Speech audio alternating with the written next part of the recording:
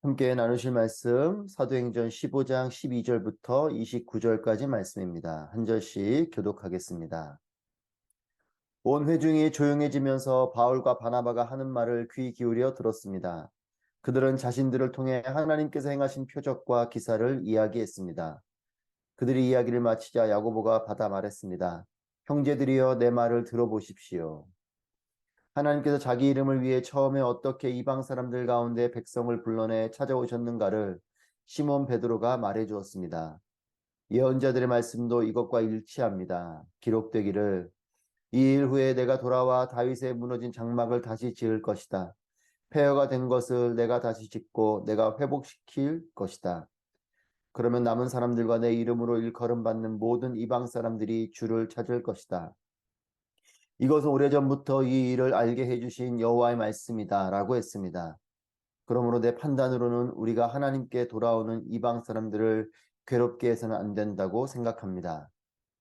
다만 우상으로 더러워진 음식과 음행과 목매어 죽인 짐승의 고기와 피는 멀리하라고 편지하는 것이 좋겠습니다. 오래전부터 모세의 율법이 각 도시에 전해져 안식일마다 회당에서 그것을 읽고 있기 때문입니다. 그러자 사도들과 장로들과 온 교회는 몇몇 사람들을 뽑아 바울과 바나바와 함께 안디옥으로 보내기로 결정했습니다. 그래서 뽑힌 사람은 형제들 가운데서 지도자인 바사바라고 하는 유다와 실라였습니다. 그들은 그 사람들 편에 다음과 같은 편지를 보냈습니다. 여러분의 형제인 사도들과 장로들이 안디옥과 시리아와 길리기아에 있는 이방의 형제들에게 문안드립니다. 우리 가운데 어떤 사람이 여러분에게 가서 우리가 시키지도 않은 말을 해서 여러분을 괴롭히고 여러분의 마음을 아프게 했다는 소식을 들었습니다. 그래서 우리가 몇 사람을 뽑아 사랑하는 우리의 형제 바나바와 바울과 함께 여러분에게 보내기로 우리 모두 합의했습니다. 바나바와 바울은 주 예수 그리스도의 이름을 위해 목숨을 건 사람들입니다. 그러므로 우리는 이 편지의 내용이 사실임을 분명히 말해줄 유다와 실라를 보냅니다. 꼭 필수적인 사항 몇 가지 외에는 여러분에게 아무 짐도 지우지 않으려는 것이 성령의 뜻이며 또 우리의 뜻입니다. 곧 우상에게 바쳐진 음식과 피와 목매어 죽인 짐승의 고기와 음행만은 멀리 하십시오. 이런 조항만 잘 지키면 되겠습니다. 평안하십시오. 아멘. 할렐루야. 하나님은 살아계십니다. 살아계신 하나님의 손길과 또 하나님의 뜻 가운데 거하는 우리 모두가 되길 주님의 이름으로 축복합니다. 베드로가 이방인들에게도 구원이 있다라고 선포하면서 바울과 바나바에게 힘을 실어줍니다.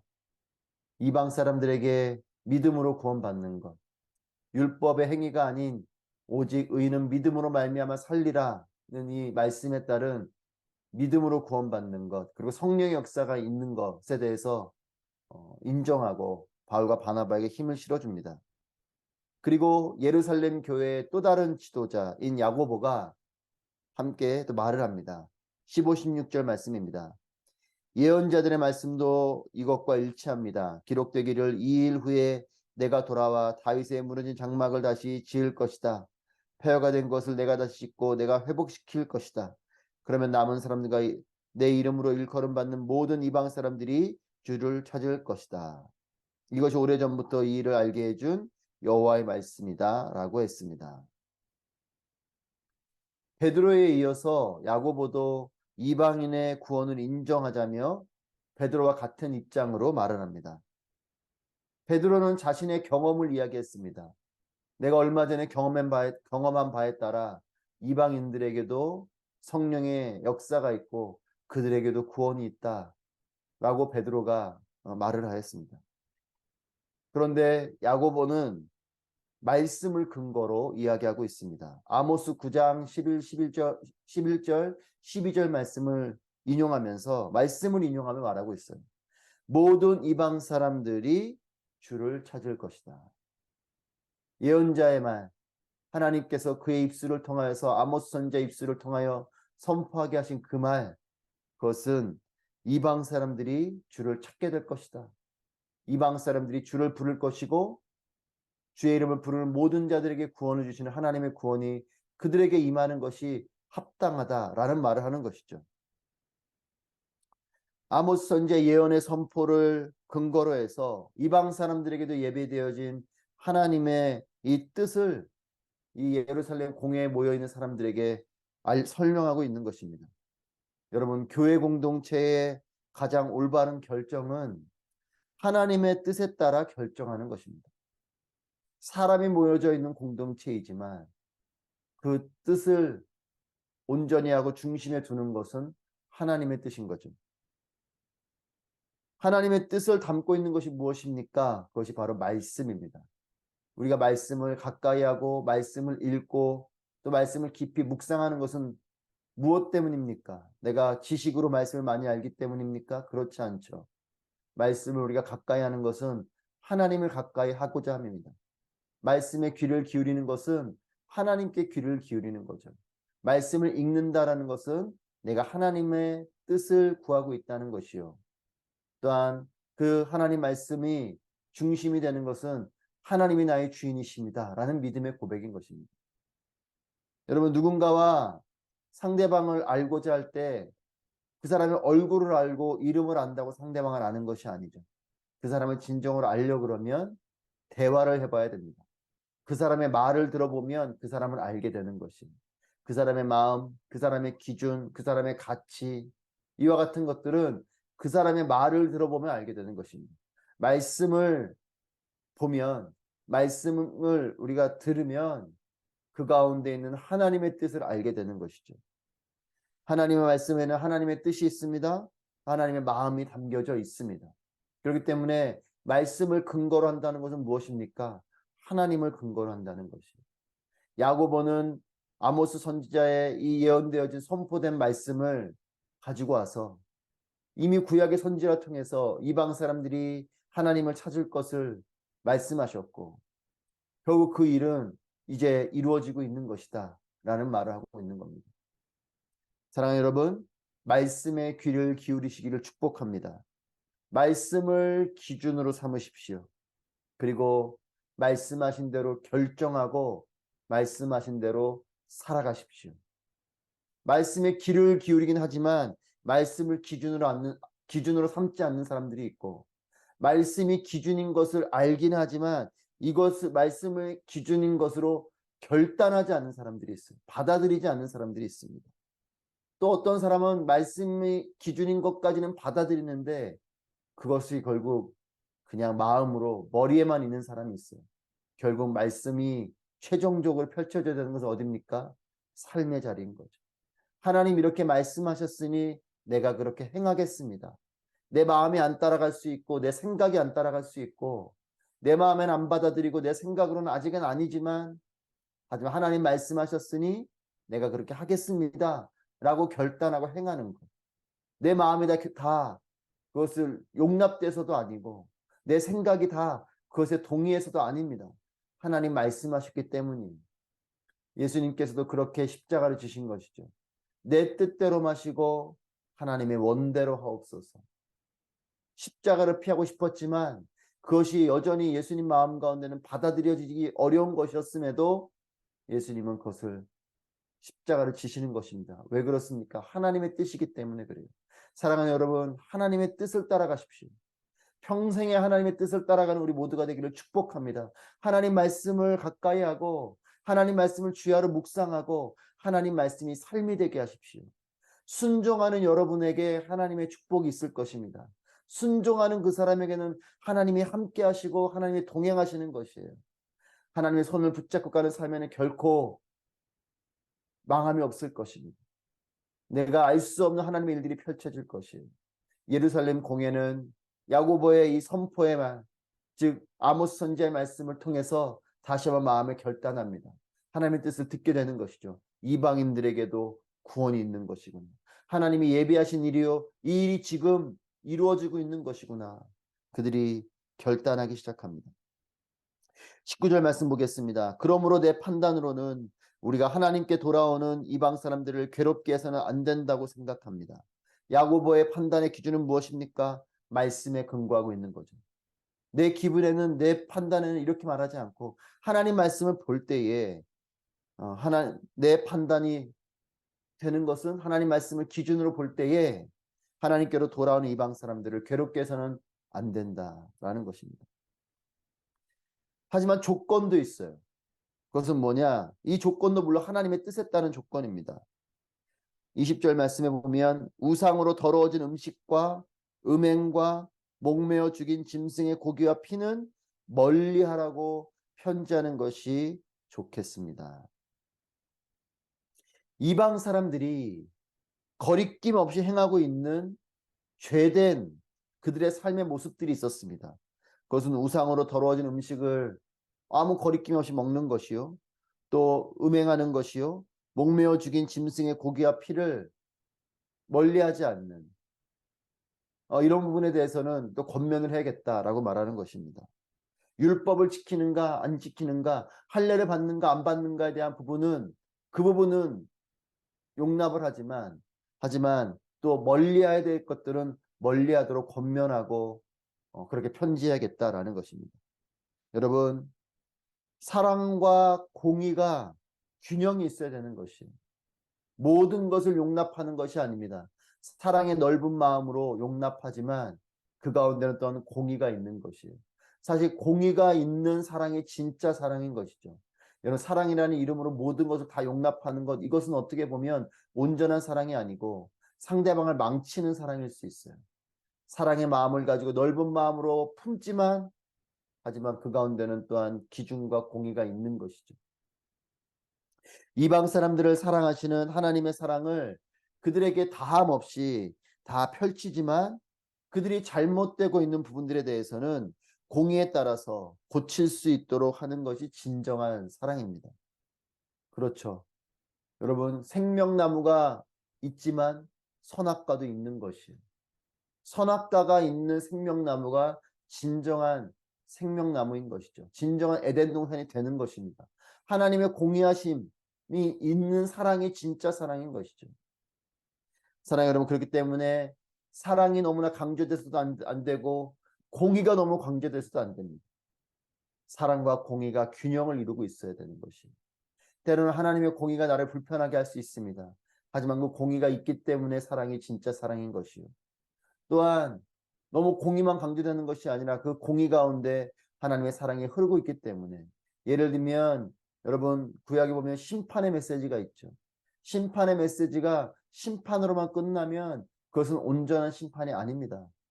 그 심판 가운데 하나님의 공의로우심 가운데는 그 가운데 하나님께로 돌아오기를 원하시고 돌아올 길을 열어놓으신 하나님의 사랑이 거기에 있는 것입니다. 이방 사람들을 향해서 하나님의 마음을 품고 하나님의 뜻을 가지고 그들이 주님께로 돌아오는 것을 우리가 막아서는 안 된다라고 결정을 하지만, 그 가운데 하지만 하나님 말씀하신 그 기준들, 그 말씀에 근거한 것을 가지고 그들에게 사랑을 베풀어야 된다라는 것입니다. 베드로와 야고보의 제안에 따라서 교회 리더들과 온 교회가 이제 마음을 모아서 결정을 합니다. 22절 말씀, 그러자 사도들과 장로들과 온 교회는 몇몇 사람들을 뽑아 바울과 바나바와 함께 안디옥으로 보내기로 결정했습니다. 여러분, 가장 아름다운 결정은 무엇입니까? 말씀에 따른 결정입니다. 두 번째로 하나님의 선하신 뜻에 따라 결정하는 것입니다. 하나님의 궁극적인 그 뜻은 무엇입니까? 사랑입니다. 저는 우리의 모든 결정이 사랑을 근거로 하고 있게 되기를 바랍니다. 하나님이 세상을 이처럼 사랑하시기 때문에, 하나님이 또한 나를 사랑하시기 때문에, 하나님이 저들을 사랑하시기 때문에, 내 자녀를 사랑하시기 때문에, 우리의 이웃을 사랑하시기 때문에 이것이 우리의 결정의 근거가 될 때 아름다운 결정이 되는 것이죠. 세 번째로 아름다운 결정은 공동체 모두와 함께 마음 모아 결정하는 것입니다. 예루살렘 공회는 이방인들의 구원에 대해서 아름다운 결정을 하게 되는데, 그것은 하나님의 말씀에 따른 결정이요, 하나님 뜻에 따른 결정이요, 또한 함께 마음 모아 하게 되는 결정입니다. 그리고 이 이방인의 구원에 대한 결정에 신뢰를 더하기 위해서 유다와 신라를 안디옥 교회로 보내게 됩니다. 24절부터 26절 말씀 보면 유대 율법주의자들이 안디옥 교회에 흘러 들어간 것에 대해서 유감의 마음을 표현합니다. 그렇게 그들이 흘러 들어가게 된 것, 우리가 시키지 않은 일이지만 그들에게 그렇게 가서 여러분들을 괴롭히고 여러분 마음을 아프게 했다는 소식을 듣고 우리도 마음이 무겁습니다 라는 말을 합니다. 유감의 표현을 하는 것이죠. 그리고 바울과 바나바에게 다시금 힘을 실어주면서 이 바울과 바나바는 주 예수 그리스도의 이름을 위해서 목숨을 건 사람들입니다. 안디옥 교회 여러분, 이 사람들은 너무나 훌륭한 사람들이요, 이들의 사역에 힘을 실어 주십시오 라고 그들에게 다시 한 번 더 바울과 바나바를 세워줍니다. 그뿐 아니라 안디옥 교회로 보내는 편지 가운데에 이 유다와 실라를 보내면서 이들이 증인으로 간다라고 설명을 합니다. 좋은 결정은 이 결정을 전하는 자에게도 결정을 받는 자에게도 평안함이 있는 것이죠. 좋은 일이라고 하면서 상대방과 합의되지 않은 일들을 강압적으로 밀어붙이는 것, 여러분 그것은 공동체의 좋은 결정이 아닙니다. 그 좋은 기준에 따라서 결정에 따라서 결정을 함께 합의해 가는 것이 또한 필요한 것이죠. 여러분, 좋은 결정은 억지스럽지 않습니다. 좋은 결정은 모두의 마음 가운데 평안이 있습니다. 저는 우리가 이런 공동체가 되기를 바랍니다. 여러분, 그렇기 때문에 평안이 없고 어려움이 없을 때는 기도해야 되는 것이죠. 기도하면 하나님의 뜻이 임하면 마음이 모아지게 되는 것이. 왜냐하면 우리는 다 죄성이 있고 우리에게는 다 기준이 있고 우리에게는 다 판단할 수 있는 마음이 있기 때문에 우리의 마음을 내세우면 결정이 어려울 때가 있어요. 하지만 그래, 모든 것이 하나님의 뜻이다, 하나님의 인도하심이다, 자포자기하듯이 하는 것이 아니고 하나님의 마음을 보고 하나님의 뜻을 바라보고 또 하나님의 말씀을 통하여서 찬찬히 보면 그 기준들이 보이기 시작하는 것이 하나님의 사랑의 마음이 임하게 되고 하나님의 뜻이 임하게 되는 것이죠. 십자가를 지시는 예수님의 마음처럼 우리도 그렇게 하나님의 뜻을 따르게 되는 것입니다. 그렇게 한 사람 한 사람 마음이 모아져서 결국은 어떤 결정이든지 함께하게 될 때에 그 결정이 아름다운 결정이 되는 것입니다. 때로는 여러분, 결정하는데 기다려야 될 수도 있어요. 기도하면서 함께 마음을 모아야 될 수 있습니다. 하지만 그 시간도 필요합니다. 함께 기도하며 마음을 모으고 하나님의 뜻을 함께 공유하고 그렇게 또한 마음 모아 나아갈 때에 아름다운 공동체의 결정이 될 것입니다.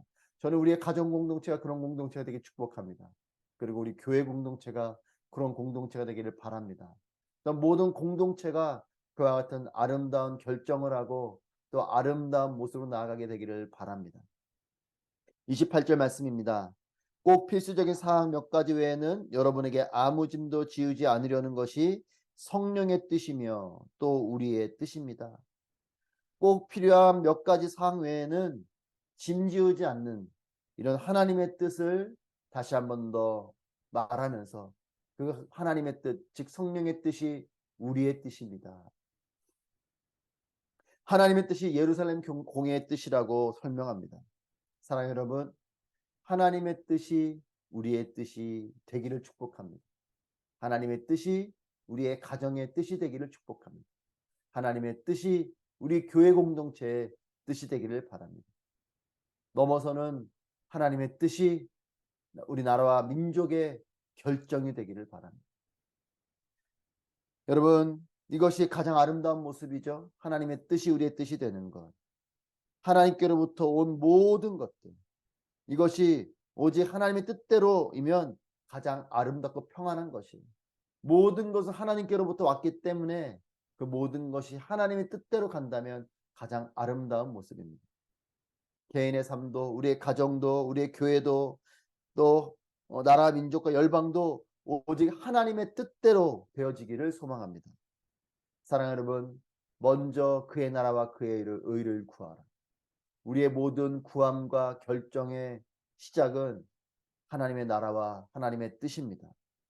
하나님의 나라는 무엇입니까? 하나님의 통치하심이죠. 하나님의 통치하심과 즉 하나님의 주인 되심과 하나님의 뜻이 우선되는 것이, 먼저 그것을 구하는 것입니다. 그것을 기준으로 두고 그 다음에 우리의 구함이 있는 것이죠. 하나님의 뜻이 우선될 때에 여러분 가장 복되고 평안한 것입니다. 지금 보이지 않는다고 해서 여러분 그것이 우리의 삶을 힘겹게 하지 않습니다. 하나님의 뜻이면 우리의 삶은 복된 곳으로 갈 것이요. 하나님의 뜻이면 그것은 우리에게 평안의 길이 될 것입니다. 왜 그렇습니까? 하나님은 살아계시기 때문에 그래요. 하나님은 살아계시기 때문에 하나님의 뜻을 붙드는 자를 결코 망하게 하지 않고 하나님의 복된 길로 인도하고, 지금은 전쟁터 같아도 그 가운데 하나님의 뜻을 따르는 자에게는 평강이 다가오게 되는 것이죠. 말씀에 따라 하나님의 뜻에 따라 함께 결정하고 또한 함께 실행하는 우리의 가정 공동체가 되고 또 우리의 교회 공동체가 되기를 축복합니다. 홀로 하는 것이 아니라 함께 하는 것이 공동체요. 나 홀로 하나님의 뜻을 붙들고 살아가는 것이 아니라 함께 하나님의 뜻을 붙들고 나아가는 것이 하나님의 축복입니다. 여러분, 그렇기 때문에 때로는 위기가 우리를 축복으로 인도할 때가 많이 있어요. 왜냐하면 위기 가운데 함께 기도하게 되기 때문에 그렇습니다. 위기 가운데 하나님의 뜻을 함께 품게 되기 때문에 그래요. 그리고 위기 가운데 우리 공동체의 주인은 하나님이시구나 하고 모두가 그런 고백을 하게 되기 때문입니다. 사랑하는 여러분, 우리의 공동체가, 가정이, 교회가 오직 하나님의 뜻으로만 충만하고 함께 하나님의 뜻을 따라가는 모두가 되기를 주님의 이름으로 축복합니다.